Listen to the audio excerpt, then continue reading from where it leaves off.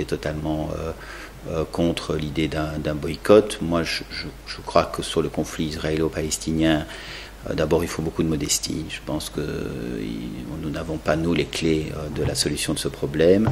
Je pense qu'il faut, bien sûr, tenter d'encourager tous les efforts qui sont faits pour trouver une solution, pour trouver la paix et pouvoir s'inscrire aussi, je pense, dans une logique qui est une logique européenne. Je pense qu'on ne peut pas chacun avoir la prétention et l'arrogance d'avoir sa propre solution par rapport à une question qui est évidemment complexe, difficile. Et donc, moi, je m'inscris dans les propositions européennes en la matière. Et ça a toujours été mon fil rouge, ça a toujours été ma réflexion. Et c'est sur ces questions-là où je suis entendu dans mon parti. Ça a toujours été la proposition que j'ai faite à mon parti, c'est de pouvoir s'inscrire là-dedans.